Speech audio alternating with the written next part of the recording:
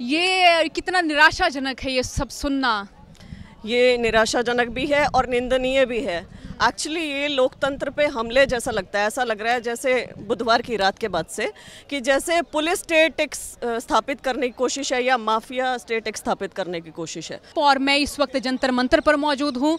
श्वेता ढुल मेरे साथ हैं जो कि इस प्रोटेस्ट को समर्थन देने के लिए, जहाँ पर हमें देख रहे हैं कि किसान नेता पहुँच रहे हैं, खाप संगठन पहुँचे, तो वहीं सोशल एक्टिविस्ट भी यहाँ पर पहुँच रहे हैं।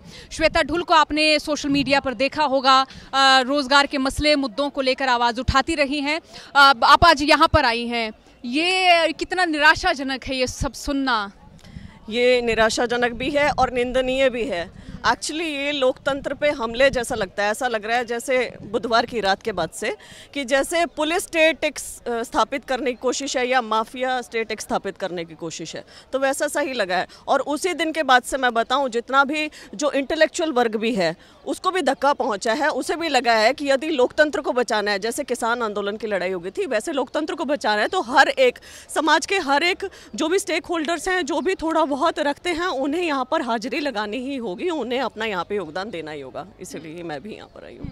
अच्छा, जैसे हम लड़कियां गांव देहात में भी तमाम चीज़ें देखती हैं, हम देखती हैं कि हमारी पढ़ाई सरकारी स्कूल से हुई, फिर हम सरकारी कॉलेजेस में पहुंचती हैं, हम अगर अखाड़े में भी उतरती हैं तो हमारे घर परिवार के लोग खुद को खपाते हैं जब एक पहलवान बनता है। और जब इस तरह की खबरें सुनते हैं तो हम ये मानेंगे कि हमारे देहात पर या उस कल्चर पर या हमारी माँओं की या उन महिलाओं की मानसिकता पर जो फ़ोन से दूर हैं, शहरों से दूर हैं, तो उन पर क्या असर होगा? देखिए, इस घटना के बाद से स्तब्ध तो हैं ही सब। असल में जितना प्यार, जितना मान, जितना सम्मान जब ये बेटियां मेडल लेके आई थी, भारत की बेटी, भारत का गौरव, तिरंगे की शान बढ़ाई है, वो जो बातें थी वो एकदम से बैकफुट पे नजर आई।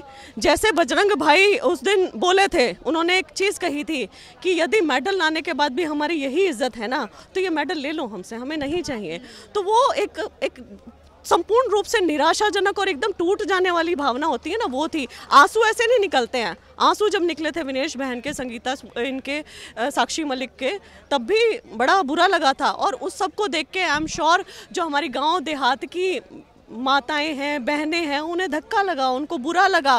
वो उस समय ढूंढ रही थी कि प्रधानमंत्री कहाँ हैं, जो फोटो ऑप करवा रहे थे, जो इनके साथ लंच डिनर कर रहे थे, या मुख्यमंत्री कहाँ हैं जो इनके साथ फोटोज वगैरह खिंचवा रहे थे, वो नेता कहाँ हैं जो इनके लिए इतनी चीज़ें बोल रहे थे। और आज इनके ऊपर विपदा आई है तो सारे भाग गए। तब कौन खड़ा हुआ? समाज, हम सब आके खड़े हो रहे हैं तब जी। अच्छा, जैसे आप रोजगारों का मसला भी उठाती हैं, इस बीजेपी के आने के बाद जो हरियाणवीयत या हरियाणवी समाज है, जिसको रोजगार में आगे बढ़ना चाहिए था, शिक्षा में आगे बढ़ना चाहिए था, खेलों में आगे बढ़ना चाहिए था, उसको कितना धक्का लगाया, वो कितने पीछे गया है? मैं आंकड़ों पे बात करती हूँ, ठीक है, सीधा आंकड़ों पे आते हैं। हम अनर्गल बातें करेंगे ही नहीं। हम बेरोजगारी में नंबर 1 पर चल रहे हैं, ठीक है, लगातार 3.5 साल से हमने वो पोजीशन नहीं छोड़ी है। बेरोजगारों का ये हाल है। हमारे यहाँ से बच्चे अपने अपने किले बिकवा रहे हैं, कुछ कर रहे हैं, बाहर पलायन करने को मजबूर हो गए हैं या नशे की तरफ हो रहे हैं। नशा बढ़ता जा रहा है, बाहर पलायन बढ़ता जा रहा है, रोजगार है नहीं, बेरोजगारी का आंकड़ा बढ़ता जा रहा है। ये है आपका रोजगार का आयाम। दूसरा, खेलों के बारे में यदि हम बात करें तो खेलों में हमारे खिलाड़ियों की ये दुर्गति हो रखी है, किसी से छुपी नहीं है। चलिए, ये एक कोई ऐसा था, एक आरोप था, कोई मसला था, लेकिन सरकार क्या कर रही है पॉलिसी के मामले में? सरकार ने ग्रुप डी के खिलाड़ी हटा दिए थे 1516। उन्होंने एकदम से पॉलिसी में चेंज कर दिए कि उनका सर्टिफिकेट ही कुछ मैटर नहीं करता था। फिर उसके बाद जो पदक लाओ पद पाओ वाली नीति थी, उसमें इन्होंने गड़बड़ कर दी। अब इन्होंने क्या किया कि खिलाड़ियों को 3 ही विभागों तक सीमित कर दिया था, जिसे 7 विभाग अब किए हैं।